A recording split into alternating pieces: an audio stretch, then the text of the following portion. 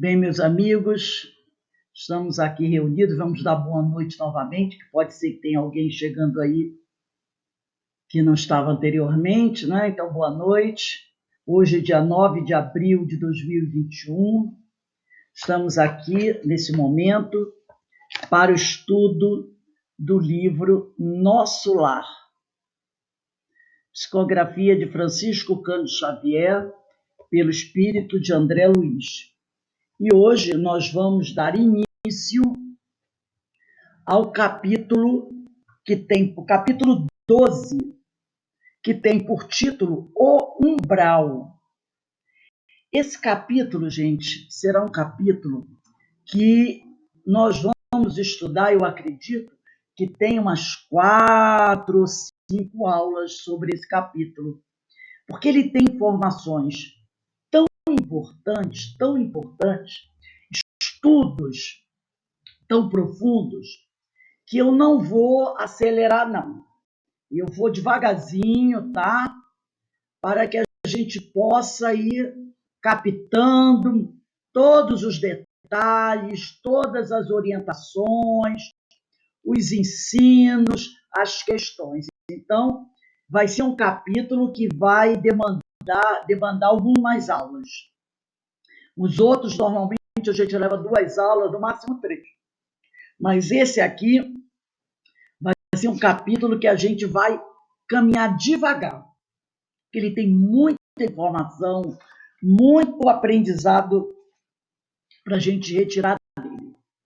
Então, eu vou começar aqui fazendo a leitura da primeira parte desse texto, do capítulo 12, né, Umbral. E começamos assim. Após receber tão valiosas elucidações, quer dizer, explicações, aguçava-me o desejo, quer dizer, ele estava começando a ficar estimulado, André Luiz, né? Aguçava-me o desejo de intensificar a aquisição de conhecimentos relativos a diversos problemas que a palavra de Lísias sugeria. Então, está despertando em André Luiz o desejo de aprender. As referências a espíritos do umbral mordiam-me a curiosidade, quer dizer, atingiam a curiosidade dele. A ausência de preparação religiosa no mundo dá motivo a dolorosas perturbações. Olha o que ele está falando aqui.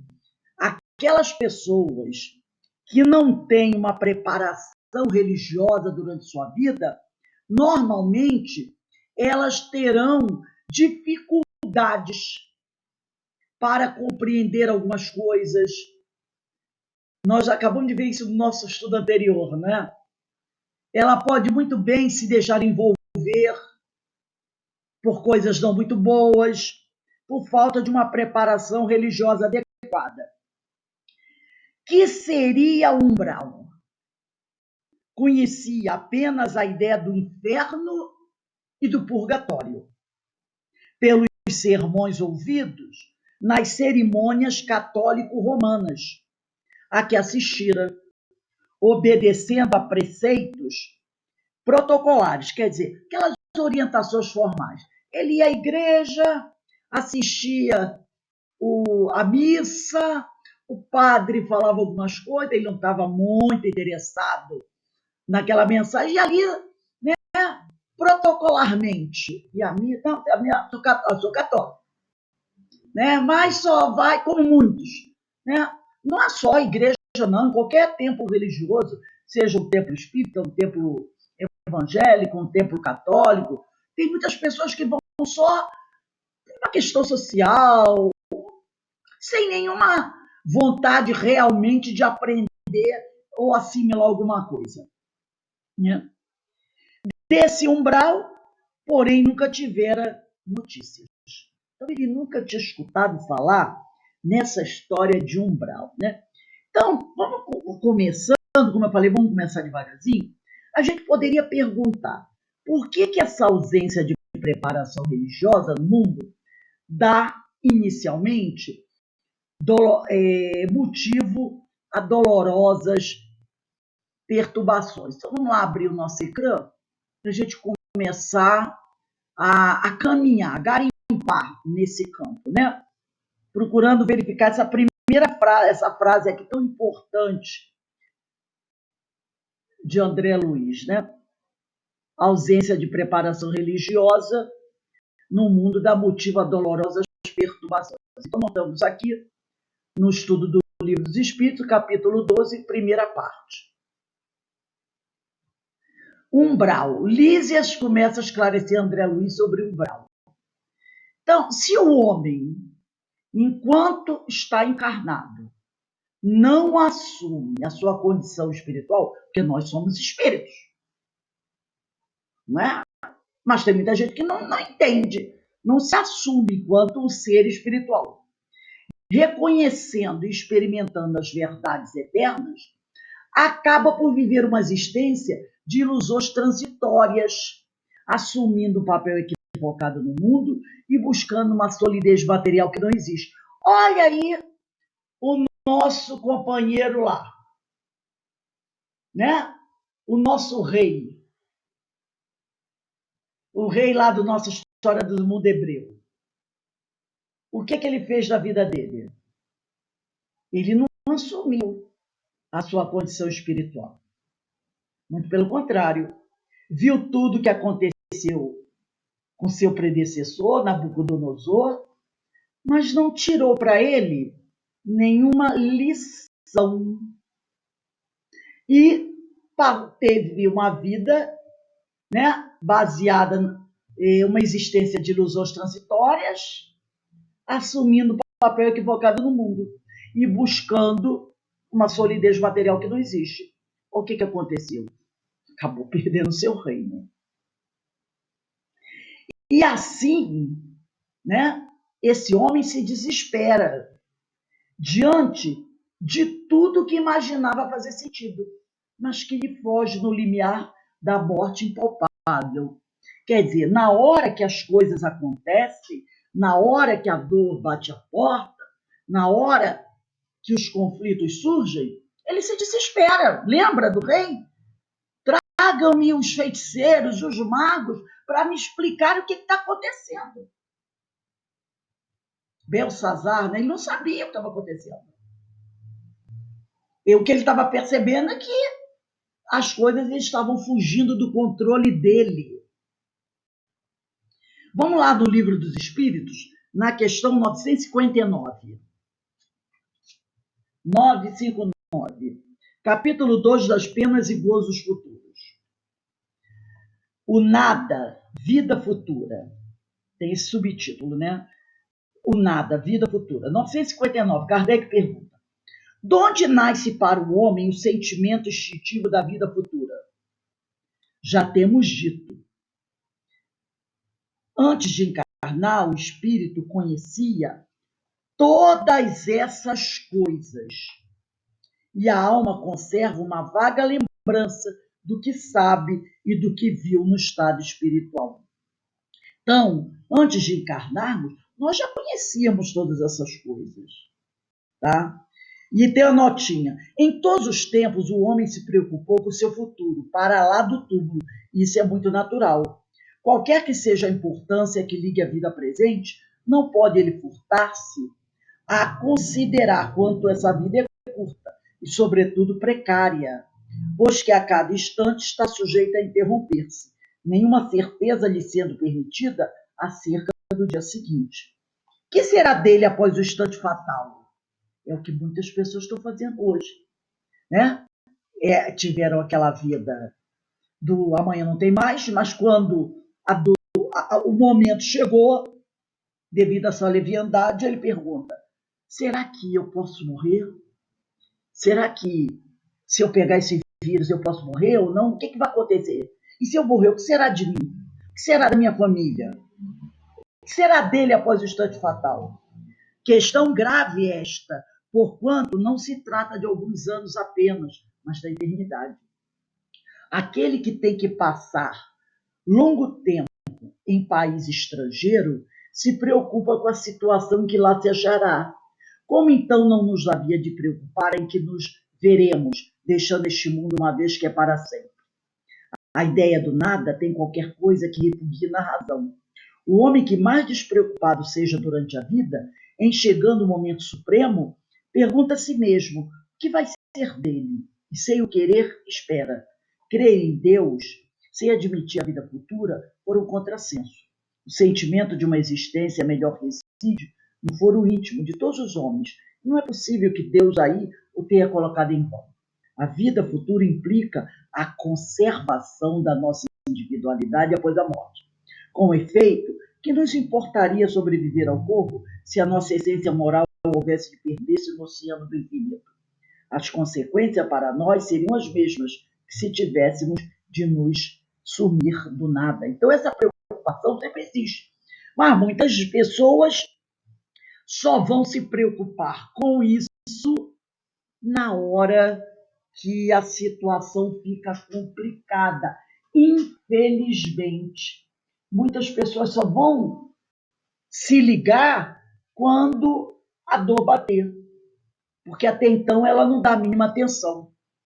Né? E aí começa, o que vai ser de mim, o que é a minha vida futura, né? Então a gente pergunta, aqui o André Luiz, ele vai fazer referências ao inferno e ao purgatório. Ele diz aqui, o que seria um umbral? Eu conheci apenas a ideia do inferno e do purgatório, pelos sermões ouvidos nas cerimônias, lá da igreja que eu frequentava, né? E ele fala, poxa, tem umbral, mas eu não conheço umbral. Eu conheço inferno e purgatório. Será que é a mesma coisa? Então, a gente vai agora conversar um pouquinho sobre essa ideia de inferno, purgatório, um pouquinho do umbral, e verificar se esse umbral não está relacionado com isso. Então, a gente vai conhecer um pouquinho conversar um pouquinho sobre essas ideias que nós trazemos das religiões passadas, das religiões que participávamos, onde se fala muito de inferno e purgatório, não é?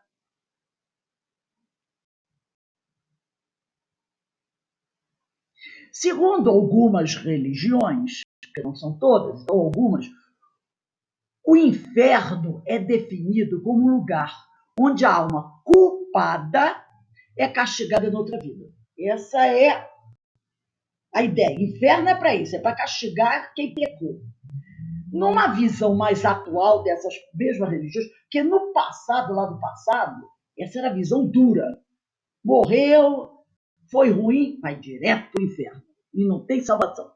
Mas com o passar do tempo e com o progresso, numa visão mais atual destas mesmas religiões, significaria o estado de autoexclusão definitiva de sua comunhão com Deus e com os bem-aventurados. Então seria isso. O inferno seria a pessoa se exclui, se auto-exclui dessa comunhão com Deus e com os bem-aventurados, onde as penas sofridas seriam de caráter misterioso. Então, nós não saberíamos que tipo de punição viria para essa pessoa. Morrendo o homem em pecado, seu arrependimento seria impossível.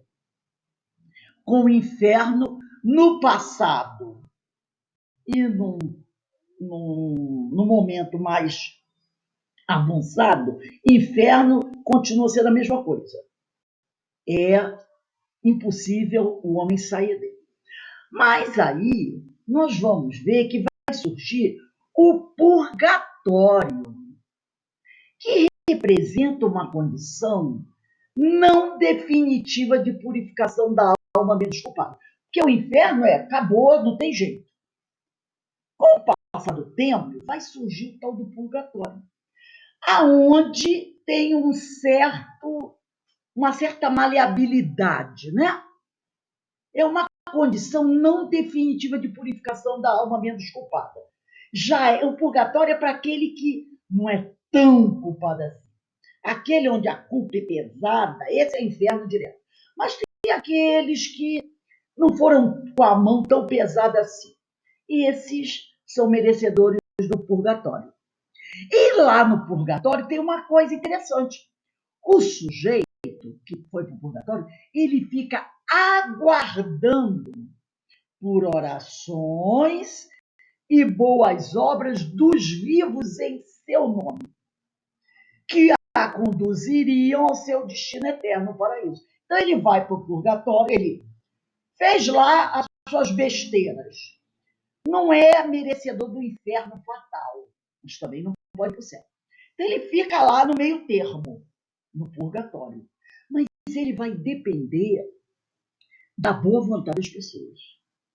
Ele vai depender também se durante a vida dele, enquanto ele estava encarnado, ele lembrou de pagar aquele dízimo à igreja, né? De ajudar nas obras da igreja, de dar dinheiro lá para o cofre da igreja.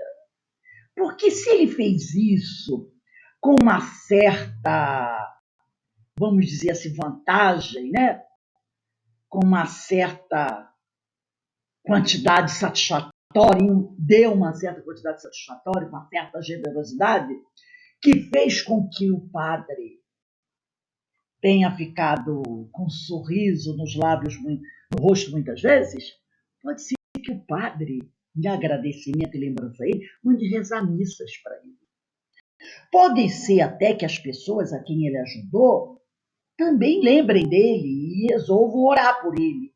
Pode ser que a família, né, goste dele e até reze por ele. Ele vai depender, quem está no purgatório, não do que ele fez. Olha que interessante. Porque o que ele fez de bom não vai pesar muito, não. Vai pesar a boa vontade dos outros em lembrar dele e rezar por ele. Então ele fica dependente das orações e boas obras dos vivos em seu nome, que a conduziriam ao seu destino, o paraíso. E lá no livro Céu e Inferno, de Allan Kardec, na parte 1, capítulo 4, que tem por título O Inferno, que é no item 7, Kardec vai trazer uma série de informações para a gente sobre esse inferno, sobre esse purgatório. Ele vai dizer assim: pela localização do céu e o inferno, as seitas cristãs foram levadas a admitir que só existiam para as almas senão duas situações extremas: a felicidade perfeita e o sofrimento absoluto. Então, eles criaram o céu lá no alto e o inferno lá embaixo. E só se admitia essas duas coisas. Ou você ia para o céu ou você ia para o inferno. Fosse para o céu, você receberia a felicidade perfeita. Fosse para o inferno, sofrimento absoluto. O purgatório, que vai ser criado depois, é apenas uma posição intermediária e passageira, é transitório, da qual as almas passam sem transição à mansão dos justos. É uma criação política, porque quando ela foi criada, essa ideia de purgatório, havia muita gente poderosa, mas muito poderosa, que tinha feito muita maldade, muita coisa ruim, mas era muito rica e fez muitas doações para a igreja. E aí a igreja ficava numa situação constrangedora. Se ela dissesse, fulano de tal, senhor todo-poderoso, rei, príncipe, varão, muito rico, fez muita maldade, ele vai para o inferno. Aí alguém diria, mas lembra o quanto de ouro ele doou para o nosso cofre, para o cofre da igreja? E se o Papa dissesse, não, não importa o quanto ele doou, ele foi mal, não seguiu a lei divina, vai para o inferno. Os outros poderosos iam dizer, por que eu vou continuar dando dinheiro para a igreja? Não é que eu não vou dar. Eu vou para o inferno mesmo, porque eu sei das coisas que eu fiz. Então por que eu vou encher os copos da igreja? Se isso não vai me trazer nenhum lucro, se isso não vai me trazer nenhuma vantagem, nada disso. Não vai ter dinheiro para a igreja. E a igreja ficaria pobre. Então a igreja não podia dizer isso. Porque os milionários poderosos seriam culpados. Padre, se eu chegar junto aqui com a igreja, como é que vai ser minha situação depois? Pode dizer para ele, não adianta. Não adianta você dar, porque você não vai receber nada de bom. Você está condenado. que ele faria? Não, vou gozar o meu dinheiro, vou dar dinheiro para a igreja, para quê? Então a igreja ficava numa situação difícil. Então ele disse assim, não, a gente tem que dar um jeito, para esse pessoal. Vamos criar aí o purgatório. É a posição intermediária. Ele é mau? É. Mas ele tem dinheiro. Ele colabora com a igreja. Então nós não vamos mandar ele para o inferno. Vamos botar ele no purgatório.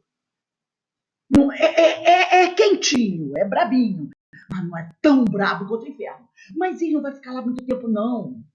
É uma passagenzinha só para ele dar uma aquecida, entendeu? Tremer um pouquinho, mas logo, de acordo com o volume das suas doações, eles vão passar do purgatório direto para o céu, para a mansão dos justos. Entendeu? Uma criação política. No céu e inferno ainda, primeira parte, capítulo 2, a preocupação com a morte, do item 9. A crença comum coloca as almas em regiões apenas acessíveis ao pensamento, né? Então, essa crença comum vai colocar as almas em regiões apenas acessíveis ao pensamento, onde, de alguma maneira, se tornam estranhas aos vivos. A própria igreja põe entre umas e outras uma barreira insuperável, declarando todas as relações como rompidas e toda a comunicação impossível. Claro que a igreja diz, não existe a possibilidade do intercâmbio com aqueles que morreram.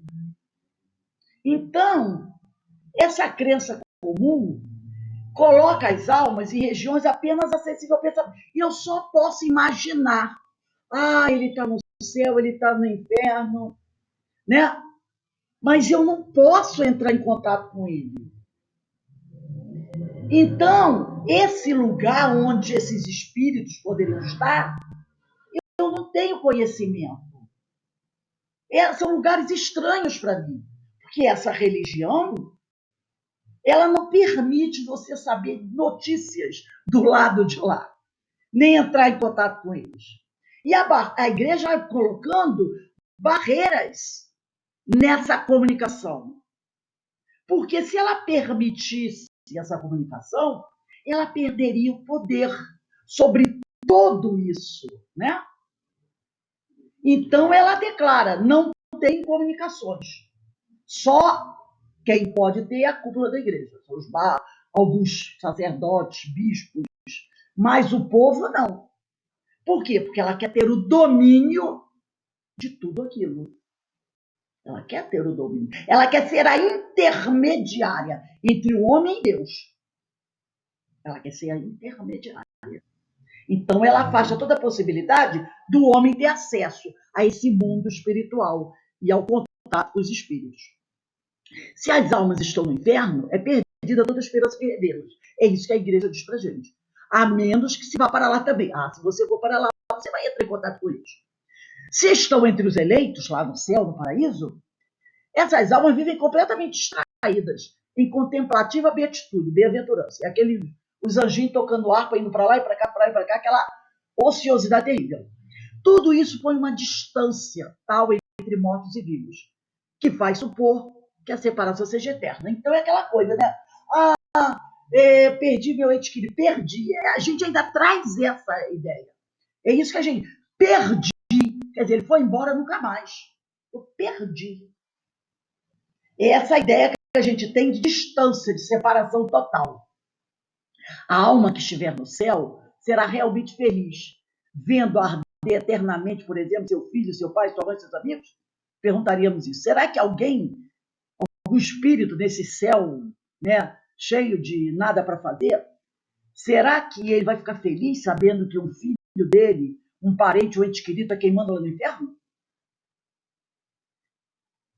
É claro que não, né? É claro que não.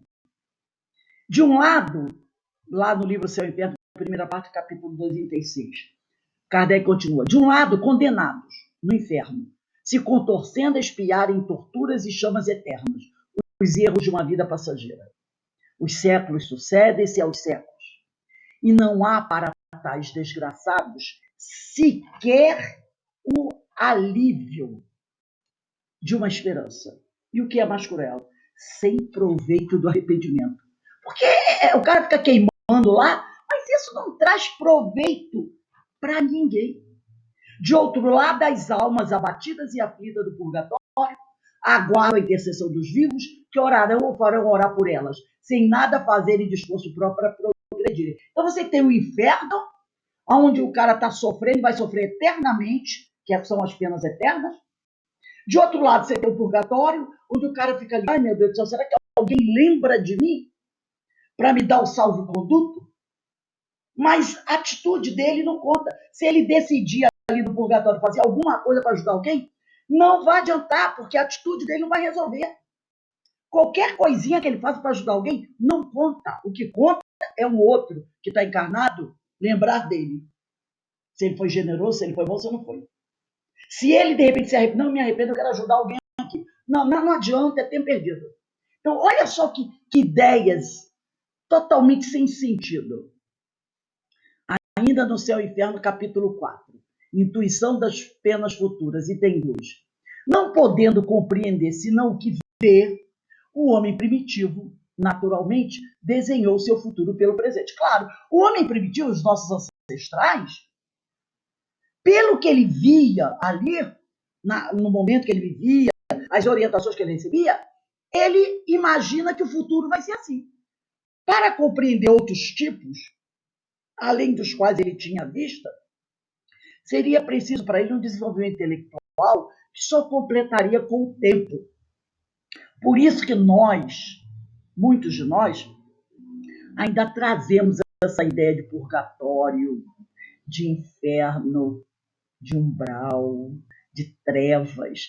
Tudo isso, não é? São coisas que lá no passado, né, nós desejamos, nós ouvimos, nós acreditamos. Então, eu me lembro, uma vez eu ouvi uma companheira, e ela estava falando sobre o livro Memória Suicida. Porque no livro do Memória Suicida fala daquelas zonas, aquelas regiões de vingadores de sofrimento, né? Que seria o Vale dos Suicidas, aquela coisa toda. E aí, fazendo um estudo, lendo estudo, no estudo do livro Obreiros da Vida Eterna, tem uma passagem lá que fala dessas dores, desses locais de muita dor e sofrimento. Mas mostra que nesses lugares, nessas colônias, nessas regiões próximas aonde estariam esses espíritos com maiores dificuldades, que normalmente são os suicidas e aqueles que cometeram atos terríveis, né, há muito trabalho nessas regiões, muitas colônias, muitas escolas, muitos hospitais para atender esses espíritos. E aí o companheiro vira-se e diz assim, ora, não entendo. E o Vale dos Suicidas? Onde deveriam estar esses espíritos que se suicidaram? Agora eles já são retirados e levados para o hospital? Não entendo. Aí o outro companheiro diz assim, mas vem cá, meu amigo, o progresso se fez. Você acha que atualmente deveria ser assim ainda? Você acha que esses espíritos não devem ser levados aí para essas colônias, para essas escolas? Assim era lá no passado. Mas houve progresso, tudo progride. Aí ele pergunta, você acha então que seria justo hoje nós termos ainda aqui na Terra o Vale dos Leprosos? Porque na época de Jesus tinha, mas hoje não tem mais Vale dos Leprosos. Quando alguém contrai a doença, é levado para os hospitais. Ele não é jogado lá no Vale dos Leprosos. Então, nós temos na nossa cabeça essa ideia das trevas, das cavernas, né? Dos locais de muita dor e sofrimento, né? Dessas coisas. Por quê? Porque isso é criação nossa, isso ainda está aqui dentro da nossa cabeça. Porque foi isso que nós vimos lá nas nossas primeiras reencarnações, né? Lá na época de Abraão, de Moisés. Era isso que era ensinado. O inferno eterno vai queimar, uma árvore do inferno, essa coisa toda. E nós construímos essas imagens. E essas imagens nós trazemos até hoje. Essa ideia do diabo, Lúcifer, o homem todo vermelho, de chifrinho, de rabinho, pé de cabra, Não é assim essas imagens que o pessoal fala? De onde veio essa imagem? Veio lá do homem primitivo, que foi dito a ele que era assim. Então, ele desenhou o seu futuro, né? Pelo presente, pelas coisas. Então, ele muitas vezes a pessoa. Gente, não precisa muito. Existem religiões hoje, ainda algumas religiões pentecostais, que falam sobre isso. Que tem até, eu me lembro que eu ia na casa de uma, quando eu era criança, de uma vizinha, que ela tinha um quadro na parede que mostrava. O quadro tinha um monte de coisa. Tinha pedra, tinha fogo, tinha caldeirão, tinha isso. E lá em cima tinha o céu com Deus. Não sei se alguém de vocês lembra desse quadro. E o homem, aí embaixo mostrava o homem movendo, e ele ia seguindo o caminho. Se ele era bom, ele caía no inferno. Aí eu ficava lá fazendo seguindo, que nem aquele labirinto, né? Eu dizia, não, você só tem que caminhar tanto assim, sei lá. E era assim. Essa é a ideia que hoje alguns companheiros de algumas religiões pentecostais ainda têm. E eles pensam o futuro assim. O caldeirão esperando lá. Vai para o inferno terrivelmente. Entendeu? Outro dia não tinha muito na internet, Facebook, eu vi uma companheira espírita perguntar assim: aonde, em que tipo de inferno, ou trevas, ou cavernas, ou qualquer coisa? Ela imaginou uma coisa bem ruim. Estará o espírito de Hitler? Olha a pergunta. Porque na cabeça dela, ela imagina que este espírito está lá no caldeirão. Então ela perguntou isso. Onde será que ele está? Em alguma caverna? Em alguma treva? Em alguma coisa assim?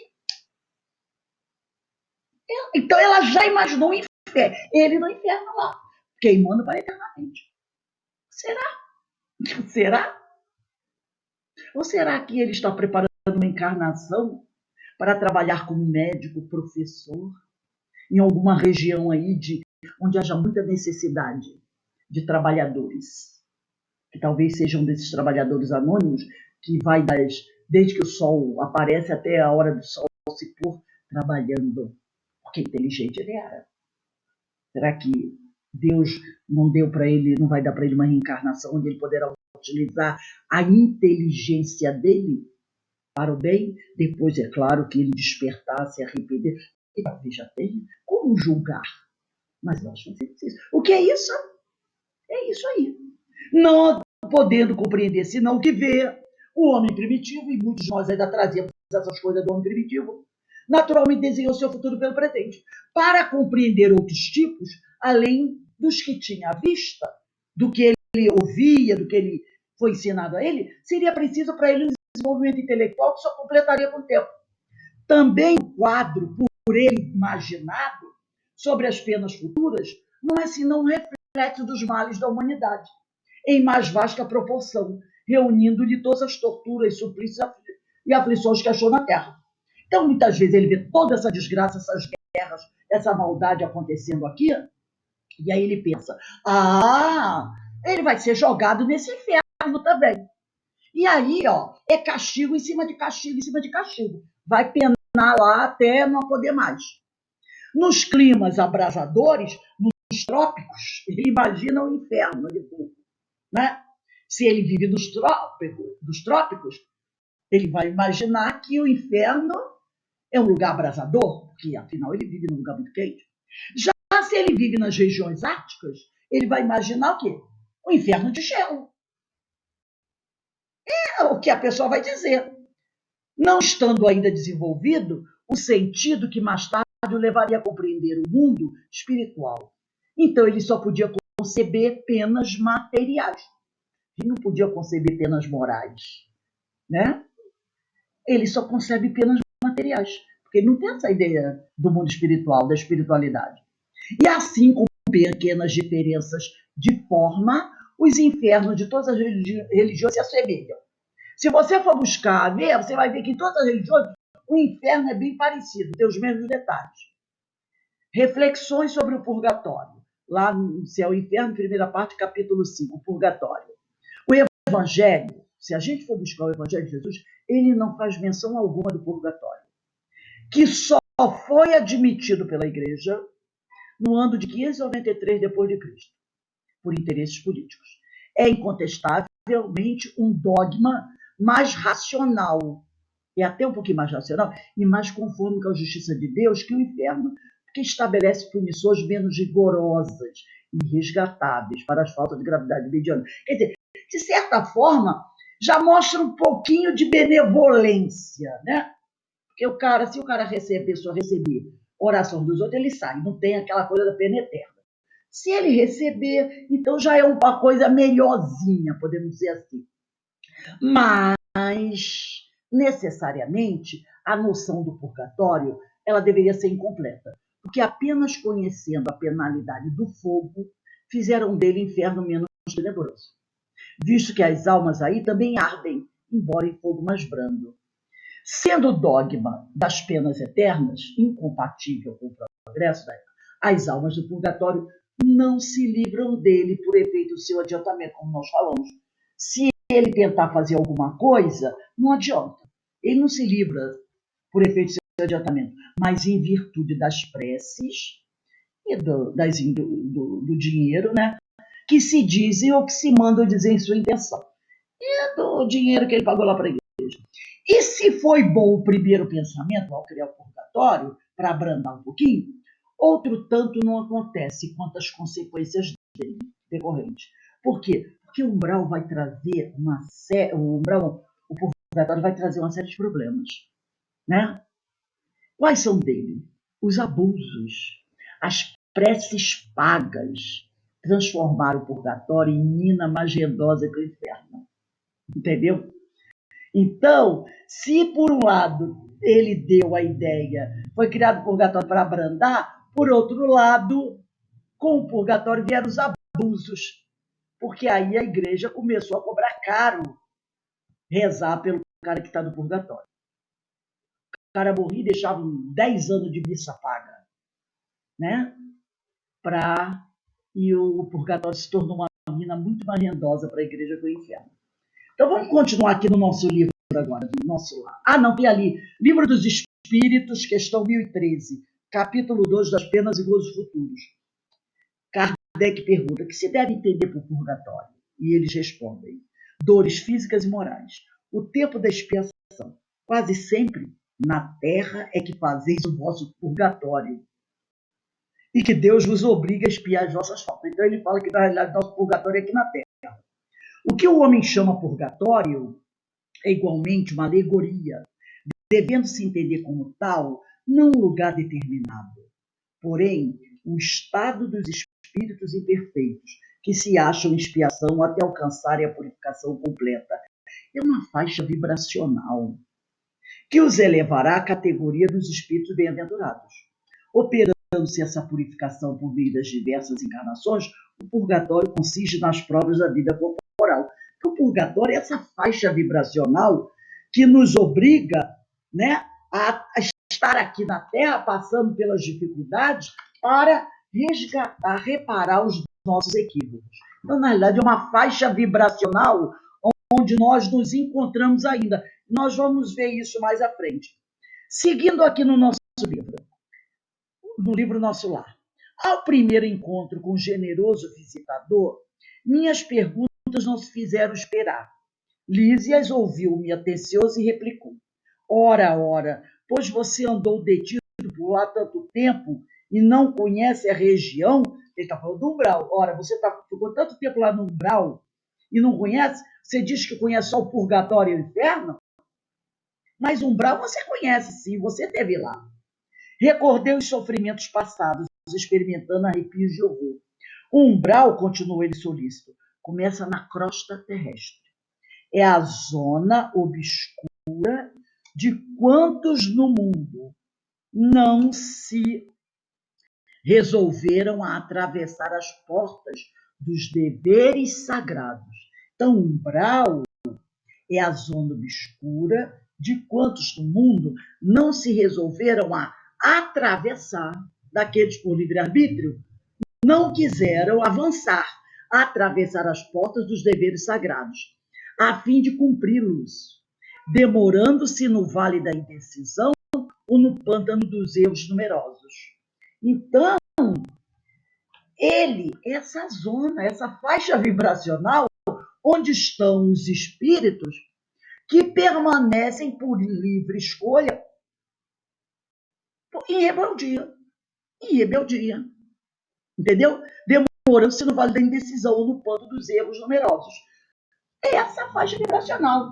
O sujeito, lembra lá do rei? Que tinha visto tudo que tinha acontecido com o antecessor, mas não fez questão de mudar, muito pelo contrário, até quis mergulhar mais ainda na lama. É essa faixa vibracional, onde nós ficamos, onde não, porque não queremos avançar. Escolha própria, opção nossa. Então, vamos agora refletir um pouquinho. Já vimos lá no Céu e Inferno, com Allan Kardec, o que é esse inferno e purgatório que André conhecia. Agora a Lísia está falando para ele do umbral. Então, vamos ver como se caracteriza esse umbral, né? Como caracterizar o umbral? Lá no dicionário, encontramos que umbral é a ombreira da porta, lugar através do qual se consegue entrar, né? Porta, entrada ou linha. É o que ele falou aqui, ó. Ele disse aqui, Ulísias, é a zona obscura de quantos no mundo não se resolveram atravessar as portas dos deveres sagrados. E lá no dicionário diz que umbral seria a ombreira da porta, né? Lugar através do qual se consegue entrar, entrada ou limiar. No umbral, o espírito é prisioneiro de suas formas mentais. Trata-se de um estado íntimo do ser, decorrente de sua desarmonia. Por isso que eu falei para vocês que esse capítulo 12 a gente vai levar bastante tempo estudando, porque tudo isso a gente vai voltar depois para estudar essa questão dessas formas mentais, desse estado íntimo do ser, né? Então, ele é prisioneiro de suas formas mentais. Trata-se, o umbral, de um estado íntimo do ser, decorrente de sua desarmonia, cujos abismos, cenários sombrios e horrores são formas de pensamento produzidas pelas condições de sua própria mente. Então, isso aí. Umbral é um estado íntimo do homem, do ser, do espírito, decorrente de sua desarmonia, cujos abismos, cenários sombrios e horrores são formas de pensamento, que também nós vamos estudar depois, produzidas pela condição de sua mente. O que você imagina? O que você pensa sobre isso? Sobre os seus desvios? O que a tua culpa indica? Desenha. Esse é o seu umbral. Nessa faixa de frequência vibratória se ligam outros espíritos desequilibrados. Claro, que desgraça pouco é bobagem. Cujos interesses, desejos, pensamentos e sentimentos se afinizam, claro. Não é assim? Você se afiniza com aqueles que sentem e pensam como você. E aí se estabelece a sintonia. Então, nessa faixa de frequência vibratória, todos que ali se encontram são espíritos que se afinizam, que têm os mesmos interesses. E lembra como o André Luiz falou que o umbral, que o lugar onde ele estava era lotado, tinha inúmeras falanges passando para lá e para cá. Poucos foram os momentos que ele conseguia ficar solitário. Poucos eram os momentos. Por quê? Porque está cheio de gente. É uma faixa de frequência vibratória. É igual você ter um doce em cima da mesa e esquecer ali. Daqui a pouco enche de formiga e moscas e tudo mais. E nós estamos num planeta de provas e expiações, não é? Então, a atmosfera espiritual da Terra não é de alta qualidade, porque a gente também não tem cuidado de procurar lançar no espaço coisas boas, a gente está sempre procurando lançar lixo. Porque se um astronauta sobe hoje e dá uma volta em torno do planeta Terra, o que ele vai encontrar de lixo, produto dos inúmeros satélites, foguetes que subiram e acabaram perdendo a validade, ficaram na roda dos quatro, desde quando um cai. Está cheio de lixo em volta do planeta. Lixo tecnológico. não é? Porque os homens estão sendo mandando lá para o espaço. Mas também tem uma onda, tem uma faixa, né, em volta do planeta, que é produto dos nossos pensamentos. Seria a atmosfera espiritual da Terra, que não é de boa qualidade. E ela é produto dos nossos pensamentos, das nossas formas de pensamentos, tá? das nossas formas mentais. Elas estão lá. Elas estão lá. E semelhante atrai semelhante. Isso forma um umbral. Tá? É uma faixa de frequência vibratória onde se ligam vários espíritos desequilibrados, cujos interesses se afinizam. Essa zona obscura, a atmosfera mais densa do fluido cósmico universal modificado, porque essa atmosfera sofreu várias alterações, modificações, transformações. Então, essa zona obscura, a atmosfera mais densa do fluido cósmico universal unificado, decorre dessa união de vibrações mentais. Envolve o planeta, desde a crosta terrestre até suas dimensões mais próximas. Vê o que Lísias disse aqui para ele. Ele disse aqui, ó. O umbral, continuou ele solícito, começa na crosta terrestre. E ela envolve o planeta, desde a crosta terrestre até suas dimensões mais próximas. Ele envolve e vai se alargando, se alargando, se alargando. Então, pegando outras regiões em volta do planeta, que são próximas ao planeta. Vamos ao Livro dos Espíritos, questões 1012 e 1012A. Está aqui. Capítulo 2 das penas e gozos futuros. Paraíso, inferno e purgatório. Aí a gente vê que o paraíso, inferno e purgatório é umbral. É umbral. Produto dos nossos pensamentos. Das nossas formas de pensamento. Porque como ele falou, nós falamos anteriormente, se eu vivo nos trópicos, eu imagino um inferno quentíssimo. Se eu vivo nas regiões árticas, eu imagino um inferno frio, gelado. É tudo produto do nosso pensamento. E Kardec pergunta, haverá no universo lugares circunscritos para as penas e gozos dos espíritos segundo seus merecimentos? Já respondemos a esta pergunta. As penas e os gozos são inerentes ao grau de perfeição dos espíritos. Cada um tira de si mesmo o princípio de sua felicidade ou de sua desgraça. E como eles estão por toda parte, nenhum lugar circunscrito ou fechado existe especialmente destinado a uma ou outra coisa. Quanto aos encarnados, esses são mais ou menos felizes ou desgraçados, conforme é mais ou menos adiantado o mundo em que habitam. Conforme o mundo que ele habita, você vai saber se ele é evoluído ou não. Não sendo evoluído o mundo que ele vive, ele também não é um espírito muito evoluído. E aí ele vai ter as suas formas de pensamento, comandando as suas ideias. 1012A. De acordo, então, com o que vindes de dizer, o inferno e o paraíso não existem, tais como o homem os imagina? São simples alegorias, responde o espírito. Por toda parte há espíritos ditosos e inditosos, quer dizer, felizes e infelizes. Entretanto, conforme também já dissemos, os espíritos de uma mesma ordem se reúnem por simpatia. Lembra que nós falamos aqui, ó? Olha aqui.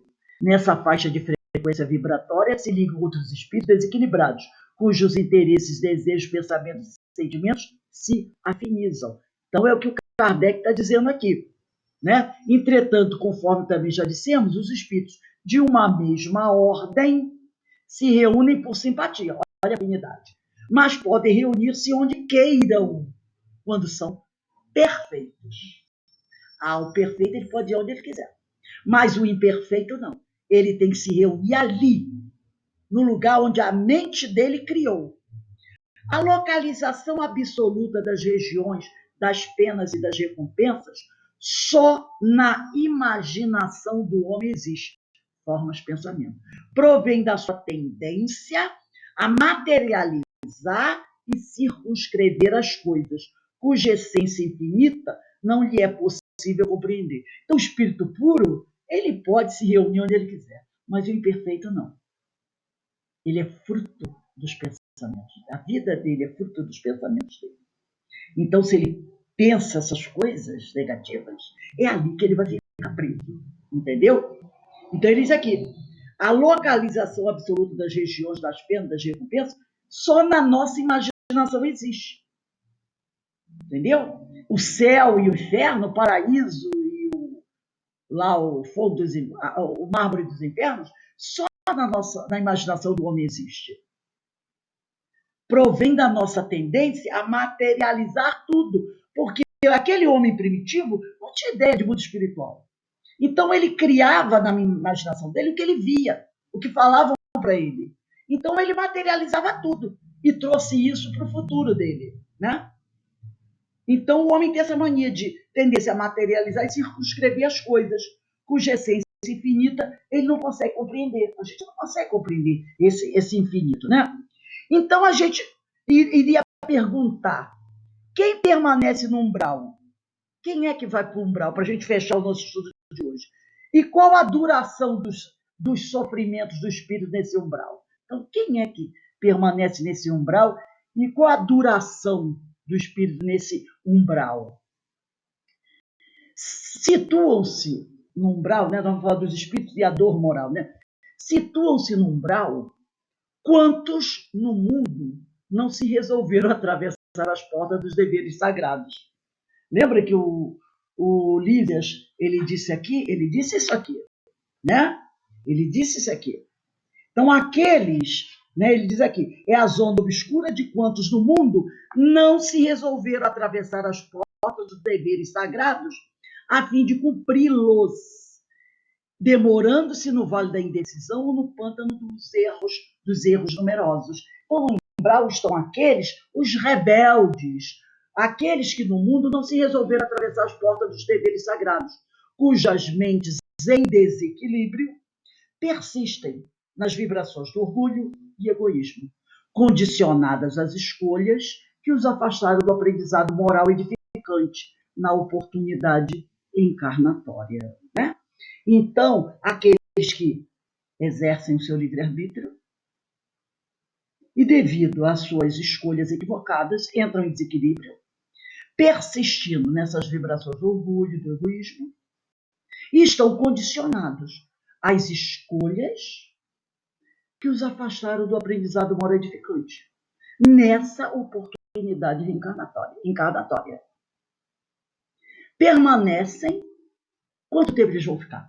Permanecem enquanto demoram-se no vale da indecisão, nas dúvidas sobre as verdades libertadoras ou no pântano dos erros numerosos, como disse Lísias, na insistência do mal, na rebeldia, cujas consequências perturbadoras visam seu despertar. Por quê? Devido a essa escolha equivocada, haverão consequências perturbadoras. Mas essas consequências perturbadoras não são castigo. Elas são a misericórdia do Senhor, porque elas visam nos despertar para a verdadeira vida. Então a gente percebe, não é? Que tudo isso aí, o poder da nossa mente.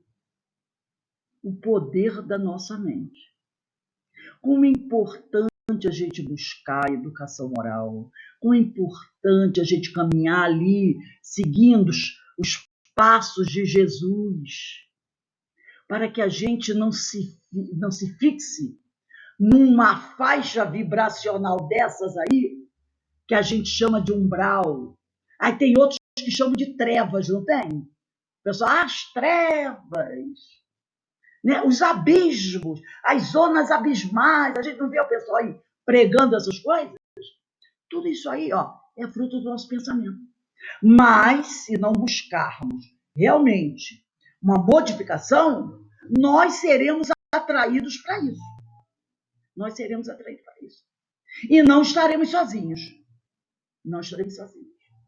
Porque uma multidão irá nos seguir, atraídos, né, pela simpatia da nossa forma de ser, de proceder e de pensar.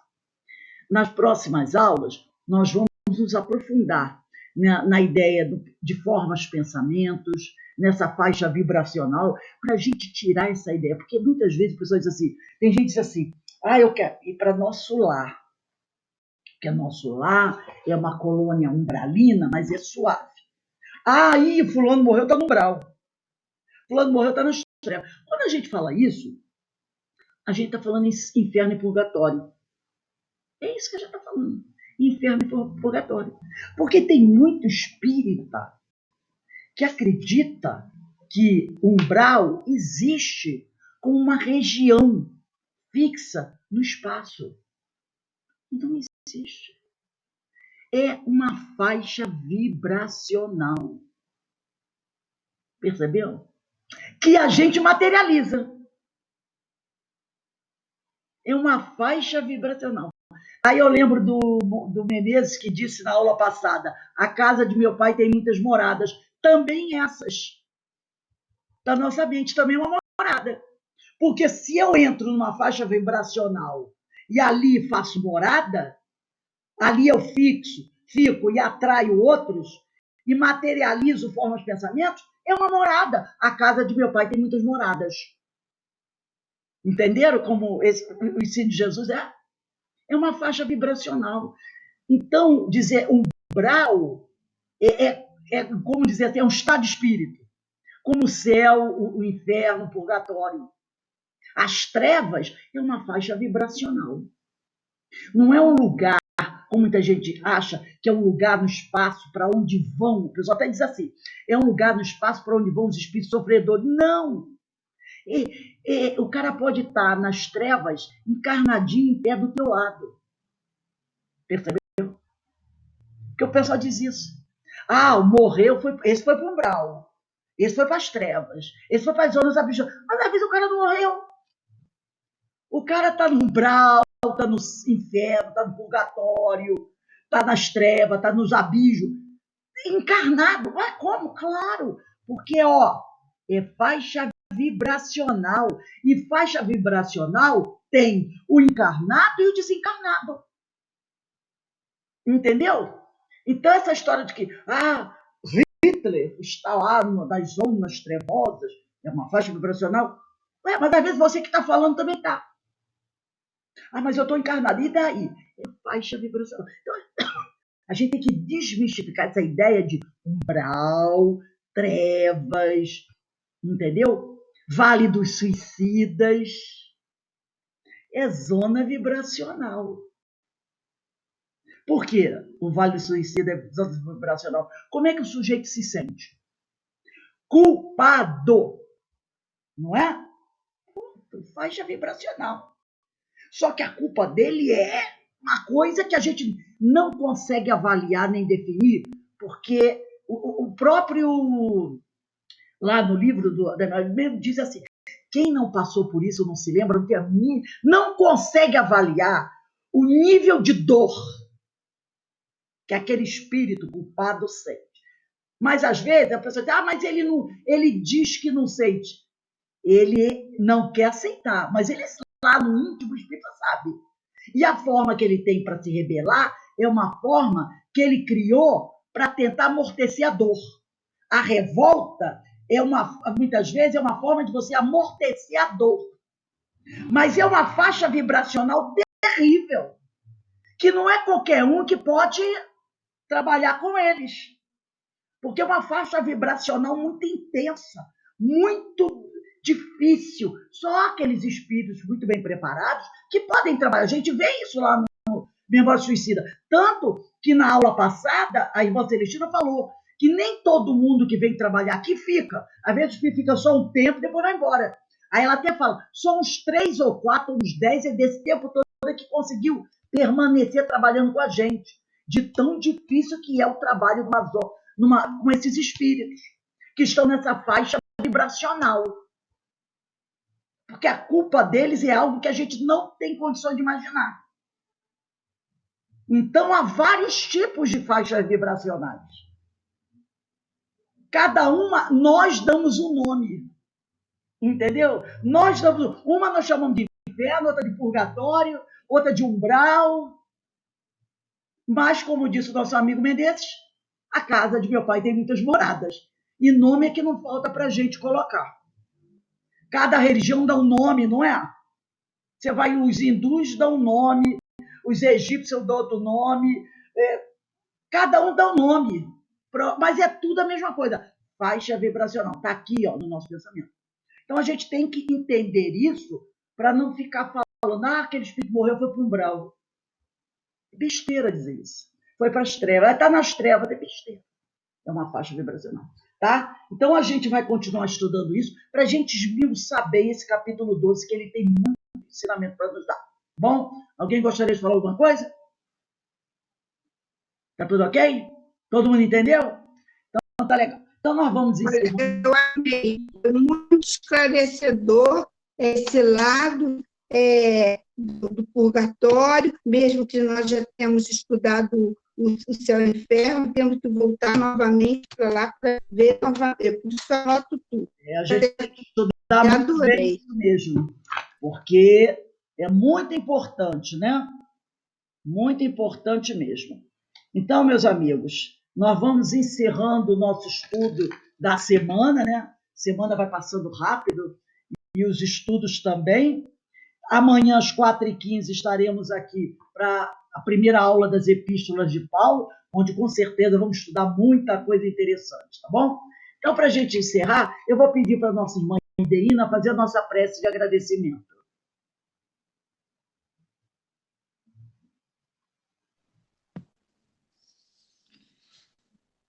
Elevando nosso pensamento a Deus, Pai da vida, ao Mestre Jesus, irmão querido, em agradecimento por esse momento de estudo, de esclarecimento, necessário a todos nós, encarnados e desencarnados, para que possamos compreender o sentido da vida, entender que estamos sempre acompanhados. E nesse momento, Senhor, gostaria de pedir à Mãe Santíssima de Nazaré, sob o seu manto de luz, que ampare tantos irmãos necessitados nesse momento de dores e de aflições. Muito agradecida sou por tudo e peço, Senhor, que ilumine a todos nós, que possamos estar sempre unidos na casa desse companheiro querido, Francisco de Assis, para que possamos seguir adiante, compreendendo e aprendendo, porque ainda temos muito que aprender, Senhor. Que a sua luz se faça, dai-nos a sua bênção e a sua proteção. Hoje, agora e sempre, Senhor, que assim seja. Graças a Deus. Meus irmãos, mais uma vez, quero desejar para vocês uma boa semana, que o Senhor nos abençoe, que o Senhor nos fortaleça, que precisamos nos manter firmes, tá bom? Firmes aí.